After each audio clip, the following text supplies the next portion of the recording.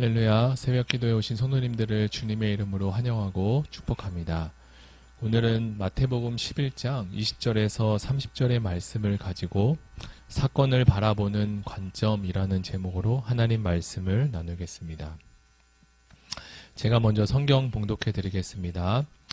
예수께서 권능을 많이 행하신 고을들이 회개하지 아니하므로 그때 책망하시되 화 있을진저 고라시나 화 있을진저 벳세다야 너에게 행한 모든 권능을 두로와 시돈에서 행하였더라면 그들이 벌써 베옷을 입고 제에 앉아 회개하였으리라. 내가 너희에게 이르노니 심판날에 두로와 시돈이 너희보다 견디기 쉬우리라. 가버나움아 내가 하늘에까지 높아지겠느냐 음부에까지 낮아지리라. 내게 행한 모든 권능을 소돔에서 행하였더라면 그 성이 오늘까지 있었으리리라. 내가 너희에게 이르노니 심판날에 소돔 땅이 너보다 견디기 쉬우리라 하시니라. 그때 예수께서 대답하여 이르시되 천지의 주제이신 아버지여 이것을 지혜롭고 슬기 있는 자들에게 숨기시고 어린아이들에게는 나타나심을 감사하나이다. 옳소이다. 이렇게 된 것이 아버지의 뜻이니이다. 내 아버지께서 모든 것을 내게 주셨으니 아버지 외에는 아들을 아는 자가 없고 아들과 또 아들의 소원대로 계시를 받는 자 외에는 아버지를 아는 자가 없느니라. 수고하고 무거운 짐진 자들아 다 내게로 오라. 내가 너희를 쉬게 하리라.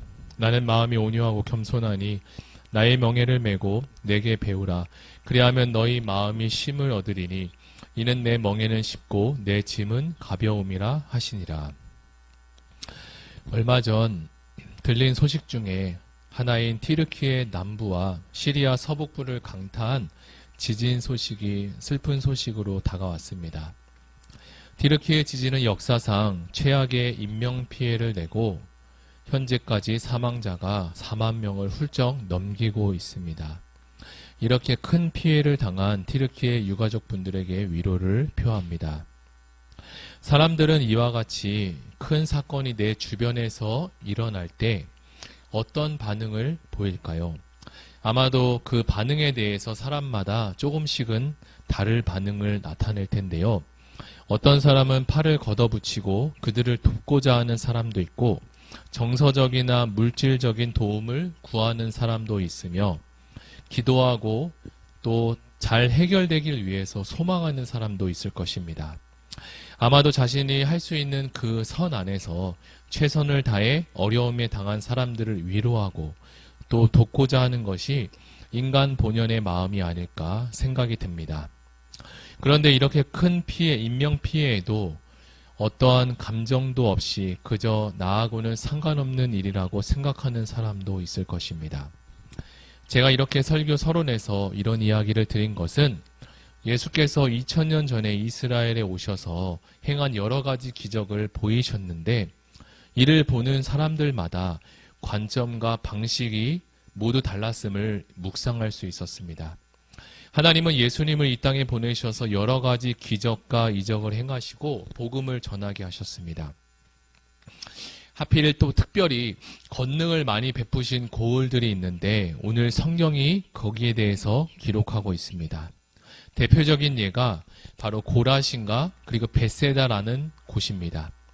우리가 잘 알고 있는 벳세다라는 곳은 예수께서 바로 오병이어의 기적을 행하신 놀라운 현장입니다. 그리고 고라신은 성경에는 기록하고 있지 않지만 그곳에서도 예수님은 오병이어와 버금가는 아마도 놀라운 권능을 많이 행하신 것이 분명합니다. 그러나 안타깝게도 예수께서 가장 많이 권능과 이적을 행하셨음에도 이들은 회개하지 않았고 엄청난 기회 앞에 그저 간망할 뿐이었습니다. 주님은 이것을 보며 다시 말씀하십니다. 이러한 권능을 두로와 그리고 시돈에서 행하였더라면 어떻게 되었을까요? 그리고 두로와 시돈이라는 도시는 어떤 도시일까요? 그것은 베니게라는 도시였는데 이스라엘과 매우 가까우면서 하나님을 믿지 않는 그리고 바알을 섬기며 그곳에는 인신 제사도 드린 아주 유명한 곳입니다. 그러나 하나님은 이러한 이방인들조차도 유대인들만큼이나 완악하지 않다라고 역설에서 이야기합니다. 주님은 그들을 이렇게 보셨습니다. 이방인들이 두로와 시돈 사람들이 하나님을 믿지 않고 이방신을 섬긴 그들이 하나님께서 보여주신 예수를 통해서 보내주신 표적과 기사를 볼 기회가 없었기 때문에 이렇다라고 말씀하는 거죠. 그들이 만약 예수님의 기적과 이적을 보았다라면 벌써 회개했다라는 뜻을 말하고 있습니다. 그리고 주님은 이어서 가버나움이 아주 교만한 도시이고 그들 사람들도 교만한 사람들이다라고 말합니다. 육신의 몸을 입고 오신 하나님이신 예수께서 말씀을 전하고 표적을 전했음에도 그들은 믿지 않았고 스스로 하늘까지 높아져만 갔습니다. 이것은 가버나움이 소돔과 고모라보다 더 악하다라는 뜻이기도 합니다. 모든 사람들은 다 잘 되기를 원하고 또 잘 살기를 원해서 그렇게 힘쓰며 살아가고 있습니다. 그래서 이렇게 하는 것이 잘 사는 길이다, 방법이다라는 자신만의 신념과 생각을 가지고 살아갑니다. 그래서 어떤 것을 믿고 따르는 것은 물론 다 자신의 자유이지만 그 뒤에 따르는 결과에 대해서도 한번 우리가 생각해 보면 좋을 것 같습니다. 예수님께서 고라신과 그리고 벳세다를 거론하면서 말씀하신 것은 그들의 결과가 좋지 않았다는 것을 말하고자 하심입니다. 이처럼 사람들은 자신이 옳다고 생각하는 대로 살아가지 옳지 않다라고 판단해서 생각하거나 실행하지는 않을 것입니다. 그런데 문제는 내가 옳다고 생각하는 것의 결과가 어떤 것일까라는 것을 한 번쯤은 생각해 보아야 할 것입니다. 자신이 옳다고 생각하지만 결과가 좋지 않다면 왜 이런 결과가 나왔을까? 다시 시작하는 출발점에서 점검하고 또한 그 과정은 어떻게 되는지 잘 살펴보아야 할 것입니다. 이런 부분에서 삶에서도 그렇지만 신앙 안에서도 이런 것이 동일한 원리가 되지 않을까 생각이 드는데요. 교회 안에서도 신앙생활을 하신 지 얼마 안 되신 분도 계시고 또 오랜 신앙생활을 하신 경우도 있을 것입니다.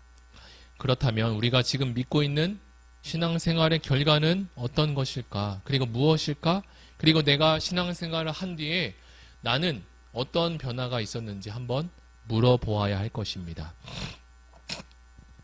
만약 신앙생활을 했음에도 아무런 변화가 없고 또한 열매가 없다면 우리의 믿음은 지금 어디로 가고 있는지를 한 번쯤은 살펴보아야 합니다. 많은 사람들이 단지 오래 믿어왔다라는 이유 하나만으로 그것을 버리지 못하고 또한 이런 잘못된 과정과 출발점을 고치지 못하기도 합니다. 유대인들도 자신의 신념과 철학이 그들을 지금까지 이렇게 만들었음에도 오랫동안 믿어왔다고 해서 신앙생활을 잘하는 것이 아니며 복음을 만나고 예수께로 가까이 가는 것은 아닌 것 같습니다. 믿음의 시간이 짧을지라도 또는 길지라도 예수께서 주신 복음을 잘 이해하고 아는 것이 우리에게 필요합니다. 그리고 그 복음으로 살아내는 것은 더 중요한 것 같습니다. 예수님 없이 그리고 복음 없이 신앙생활하는 것은 어찌 보면 안타깝고 억울한 일입니다. 그런 시간은 우리에게 허송세월일 뿐입니다. 저는 오늘 말씀을 시작하면서 처음 서론 부분에 티르키의 지진에 대해서 이야기를 전했고 또한 어떤 사건이 일어날 때 그 사건을 바라보는 관점과 태도에 대해서도 이야기를 나누었습니다.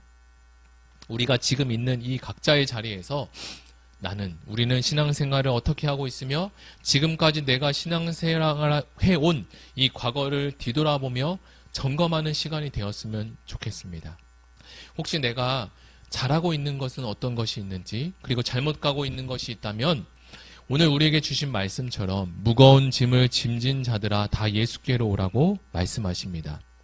주님과 같이 걸어가지 않는 길은 마치 무거운 짐을 지고 인생길을 가는 것과 걷는 것과 같습니다.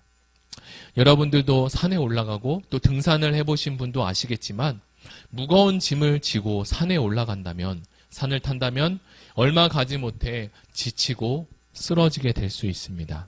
그러나 이 무거운 짐을 주님께 맡기고 가면 우리는 자유의 몸으로 쉽고 가벼움으로 경험하게 될 것입니다.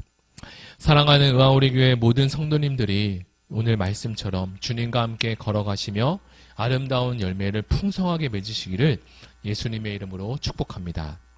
다 같이 들은 말씀을 생각하며 함께 기도하면 좋겠습니다.